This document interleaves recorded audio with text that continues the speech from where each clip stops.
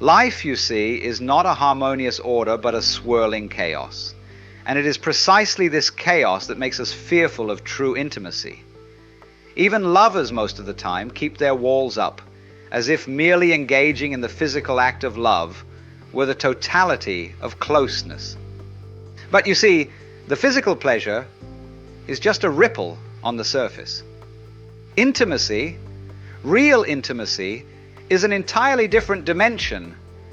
It is the daring act of allowing another to see you, not just as you present yourself, but as you truly are beneath the masks.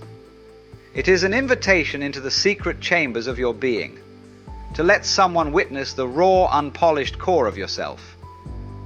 And yet, in this modern world of ours, intimacy is vanishing. Even lovers remain strangers behind their protective veils. Friendship, too, has become a word hollowed out by convention. But why? The reason lies in our desperate need to conceal the poverty of our inner worlds. We fear exposure. We fear that if we let someone peer into our chaos, they might exploit it, might use our vulnerability against us. And so we pretend, we cultivate a facade of competence, of control, of certainty. We tell ourselves, I am complete. I know where I'm going. But beneath it all, the disorder lingers, hidden, unshared.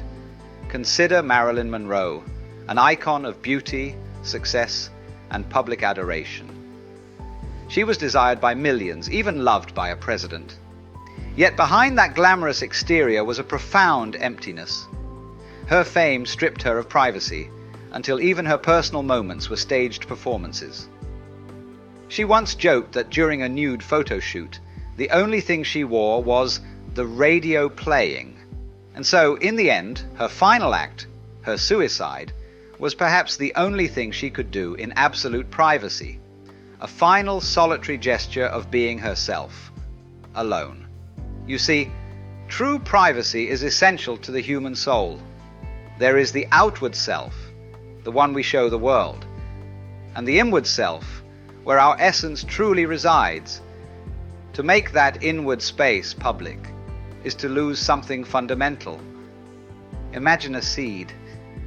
It must rest hidden in the soil, in the darkness for life to stir. If exposed to the surface too soon, it withers before it can bloom. So too with us. We need moments of solitude, of quiet self-reflection, where we can touch the core of our being without the prying gaze of the world. And yet, one cannot live in perpetual darkness either. The seed, after all, must break through the earth to meet the sun. We must step into the world, engage with its joys and struggles. But we do so most powerfully when rooted deeply in our inner sanctuary.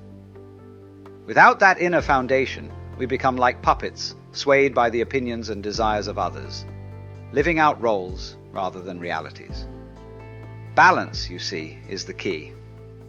Half of your life should be an open book, shared with the world, radiating warmth and connection. But the other half must remain sacred, a secret temple where only the rarest guests are allowed entry.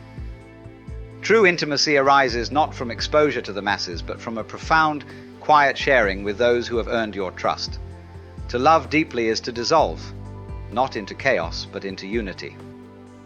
When two beings merge completely, there comes a moment when even the idea of two dissolves, leaving only the experience of oneness, a shared breath, a single pulse of life. But such profound unity can only occur when the eyes of the world are turned away. For the gaze of the crowd fractures that unity, reducing it to spectacle. And so, remember, intimacy requires both the courage to reveal and the wisdom to protect. To be entirely public is to live only in the glare of daylight, stripped of the restful night. The seed must bloom, yes, but it must also retreat into darkness when needed, drawing strength from its roots. This, you see, is the paradox of being human. To exist fully, you must balance the outward with the inward, the seen with the unseen. The true art of living is not to be fully open or fully closed, but to master the dance between the two,